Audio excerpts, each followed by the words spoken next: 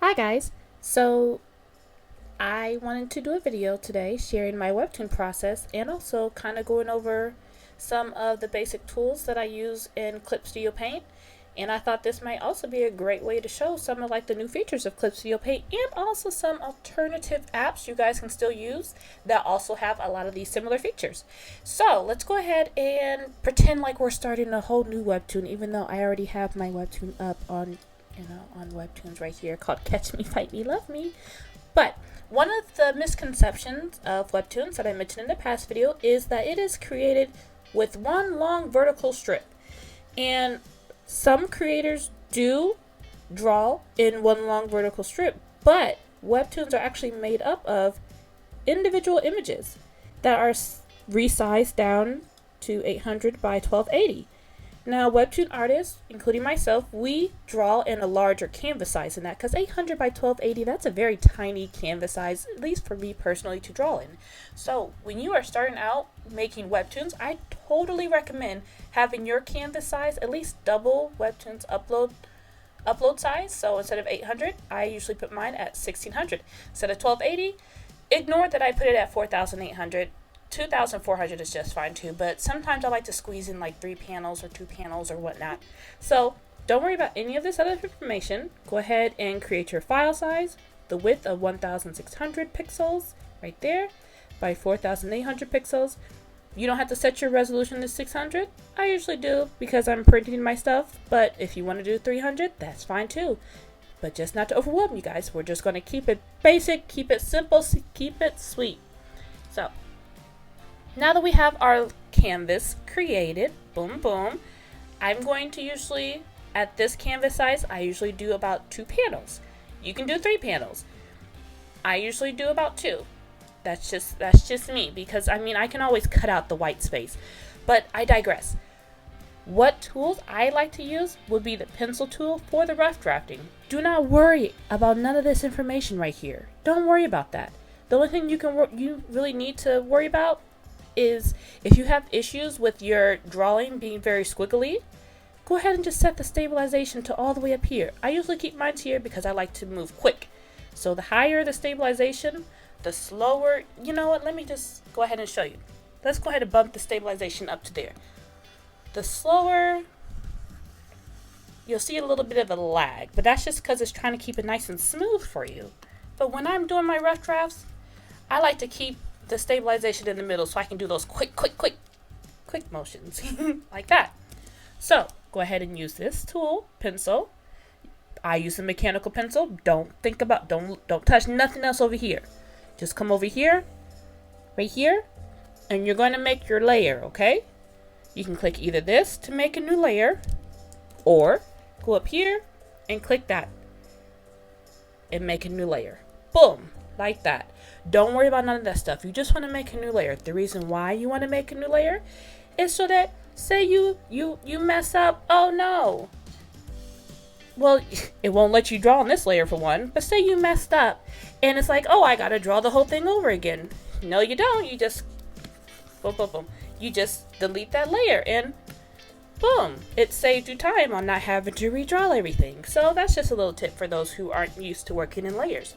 Anywho, now that you have your panel or your rough draft all rough drafted in, let's go ahead and go to our speech bubbles.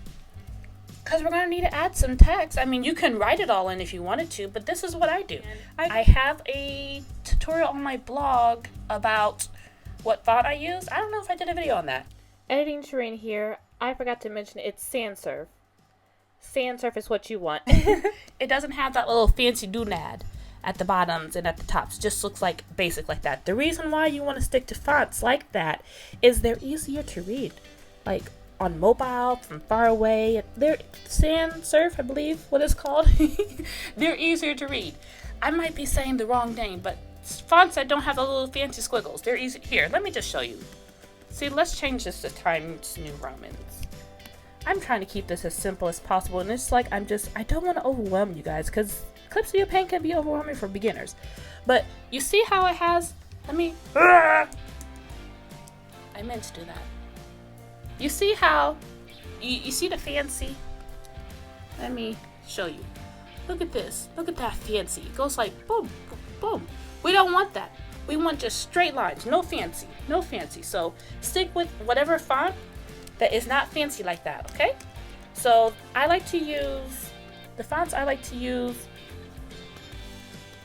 are these ones, okay? I have my blog. I'll go ahead and link that down below to where you can find different Webtoon fonts. But anywho though, after you add your font, you can just easily, boom, click it. Start typing in your font for your word balloon, boom. Next, you're going to want some speech balloons, obviously. We're going to keep it simple. We're going to go to our materials, or you can go to here, Windows, and you can go down, where is it? I found it. Down here in materials, and boom, it'll pull up right there for you. See? We're going to go to balloons, and then we're just going to drag and drop. Boom. Now, if you don't want to do that, but you want to draw your balloons by hand, you can do that as well. We're going to go back to our text. We're going to we're going to click this one, and we're just going to, boom. I can't, hold on, friggin' circles. There we go, boom. We're not going to go into the editing of the sizes because I don't want to overwhelm you guys. We're just going to keep it simple. You can also create a tail balloon by clicking that, and boom. So these two tools right underneath the text tool, and now we got our speech bubbles, okay? Now, next thing we're going to do, if you want to like clean up your lines, you can go ahead and create a new layer. This is my vector layer. Again, we're keeping it basic, keeping it simple, so I'm not going to go over what vector layers are. But I like to use vector layers. But you could just create a whole new layer and just go over to the pen tool and use a G pen. That's what I use. That's what I use for for inking in my stuff. And the reason why I say make a new layer is because you don't want to draw on top of your pencil layer, because then you've drawn on top of it, and you see it's just drawn on top. You can't erase it now, and it's like so create a new layer so that you do not have to worry about drawing on top of your pencil layer. Anywho though, go ahead and use a G pen. Don't worry about nothing else except for this one. If you want kind of smooth lines, ooh, pretty smooth. Or if you want that jagged look, which usually this one is used for fake animation kind of screen caps. That's what I use that for. But if you're a beginner, don't worry about that. Just keep it there. Keep that one selected, and then you go ahead and you color in your rough drafts. And you know what? To help you see a little bit better, go to your pencil layer, and we're going to drop the opacity down. We're going to drop it down a little bit so we can see a little bit better, okay? So once you got that all inked in, let's go ahead and create the panel layer. Move that down, boom, boom. Now I'm going to show you what I just did, because I realized I didn't show you guys what I did when I just dragged it over there. This layer right here is actually called, right here, we go to layers, frame, border, folder. You're going to click on that, okay? And I like to do like 7. Is it 7 or is it 4? I'm going to leave it at 4. We're going to keep it at default. Default is fine. I work in default because I get overwhelmed easily. Boom, move that down, put that back up. With the panel folder layer, it helps you to create panels super simple. So we're going to go back to our toolbar, and we're going to click this one, divide frame folder. And ta-da! Now it's divided. Now if you want to move the boxes around, you just click on this little guy right here, the object tool or operations tool. We were here, now we moved up here, and click outside, there we go. Click in the box. And now you can individually move these around. Had I held down shift, it would have been perfectly straight, but I didn't because I'm one hand holding my mic and the other hand's working with this pen. But I digress. You just move down the panel boxes, just click the box line, there we go. And there you go. You have your panels super simple. See? And then of course you just add your inking layers, you create a new layer, and you can move it underneath there. Yeah, it's in there now. So that's how you can make the panel folder, and that's what I did with this one. I made the panel folder. Right here, new layer. You can do this one, the vector layer for your inking, and the panel folder for your panels. Then you click this, divide the layers, boom, boom, and then you can move it around, boom, boom. There you go. Look, we're almost done with our webtoon. You guys are doing a great job. Don't get scared by the process. Keep going. We're almost done. Next, we're going to do the colors. So I already have colors made, but I'm going to show you what I use. Again, I use my G pen, and I just made I made it bigger. That's all I did. And you can color select. I have my I'm using a webtoon.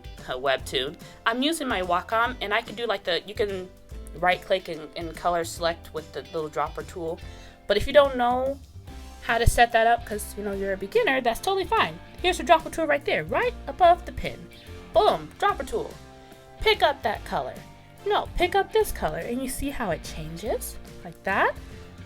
This is for transparent, so if I want to erase something using my pen, I could just select that, or I could just use the eraser tool right here and just boom, I erased it. But I digress. This is how I colored in my stuff. I used, either I went in and chiseled things out like that, or I did what I already do. I create a new layer, boom, boom, and I use my bucket. Now with my fill bucket, I click this one right here. I'm not going to read it because I don't want to overwhelm you, but just click this one right there. And boom, what this does, it will stop filling. It's like a boundary line. So whatever layer I have underneath, or whatever inking I have underneath, it'll make sure not to go outside that. So that's why I click that feature. Again, don't worry about these settings. If anything, just have your closed gap around that size. This will change depending on how big your canvas is. But if your canvas is my canvas that I instructed you that I told you about in the beginning, then this canvas size, keep it like that. 4 boxes, color margin about 25.0, and this 0.4. If that's overwhelming, don't even worry about it. Don't touch it. You can just use your G pen, increase the size, and you can just go in manually and draw it, okay? So that's how we add colors. Let me just go ahead and boom, boom. Alrighty, lastly, backgrounds. Boom. I legit like to keep my backgrounds nice and simple. And my backgrounds, I just put the layer at the bottom. When I move the layer up top, you see it's over top of my colors. Move it at the bottom, it's behind it. But there's the background. Also, let me know if you guys are getting overwhelmed. I do want to show you guys where you can find other backgrounds in Clip Studio Paint, and I'll show you the alternative. I'll try to do like a screenplay of the alternative in other programs as well. But let's go ahead and we'll click that. Just in case you guys don't see where this is at right there, you can just click Windows and go to the materials and then select that, and then boom, it'll bring it up for you. But we're going to go ahead and go to Image Materials. We're going to go ahead and click we'll click Building. And you can just add backgrounds like that. Give it a moment. Let's put it down, and you see it makes its own little layer. I am a terrible teacher. But it makes its own little background. See? Look at that background. And that's how you can also add backgrounds easily with Clip Studio Paint. They offer great 3D background material. Not 3D backgrounds. They do. We're not going to get into that because I don't want to overwhelm you guys, because Clip Studio Paint is already overwhelming. But anyways, that's how we do the backgrounds. Now, we have our webtoon made. Yay, good job, you guys. You finished your webtoon. You drawed it. You did your pencils.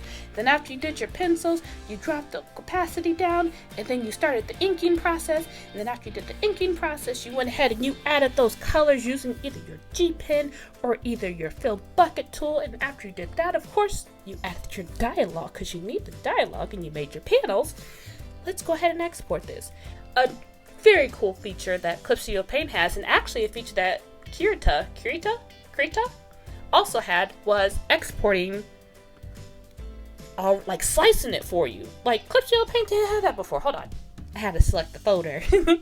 But yeah, Clip Studio Paint didn't have this feature before, and this is a totally new feature. So if I set this at 100, of course, the output size it's going to be 1600. But as we already know, in order to upload onto Webtoons, it needs to be what?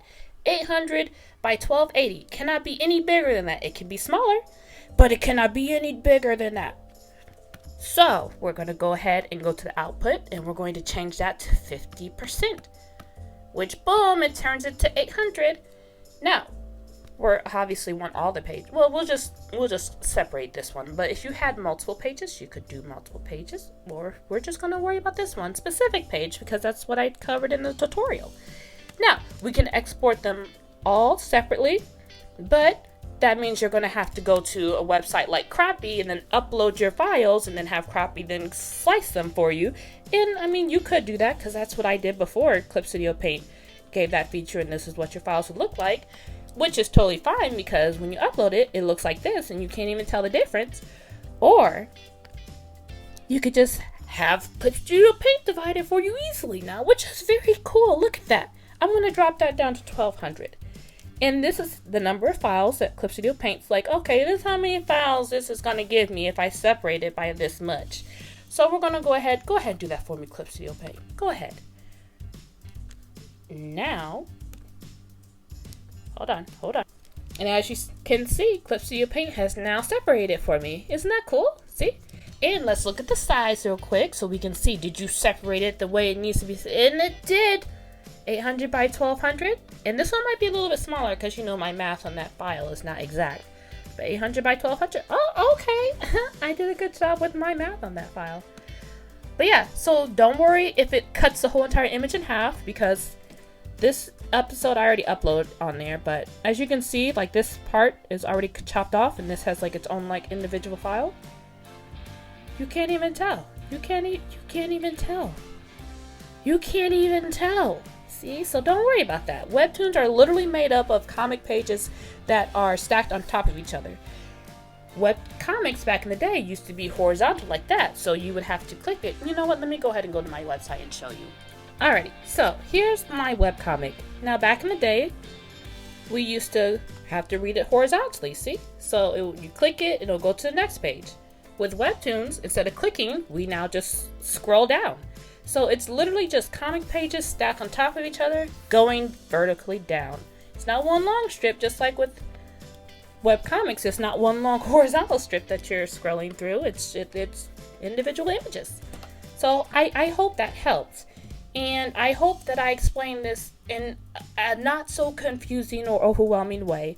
But just give it a try. It's okay. It's a little overwhelming, but if you just stick to just focusing on those tools that I showed you, then that can help you create your webtoon, and then kind of get a little bit more comfortable with Clip Studio Paint, or try out the other apps that I have shown, which would be like Metabong.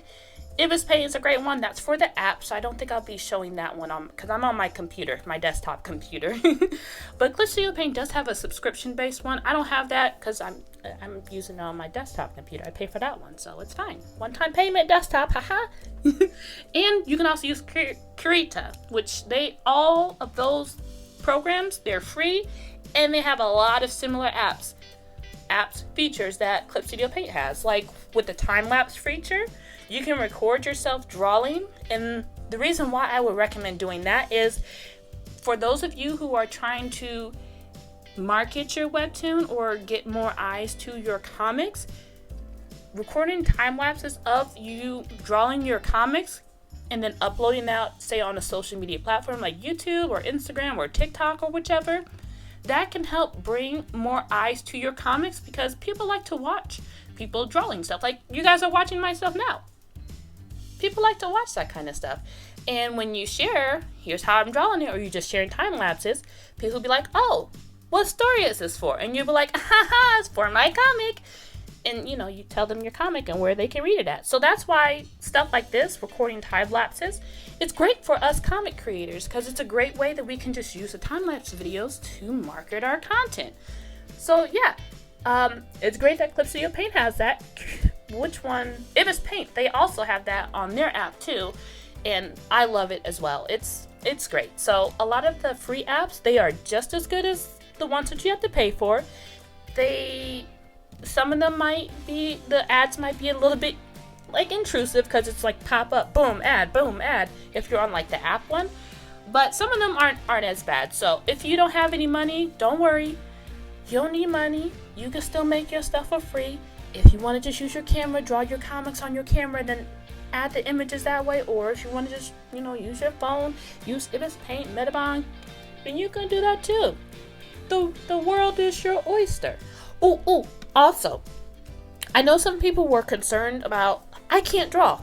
Neither can I. You know what I like to use?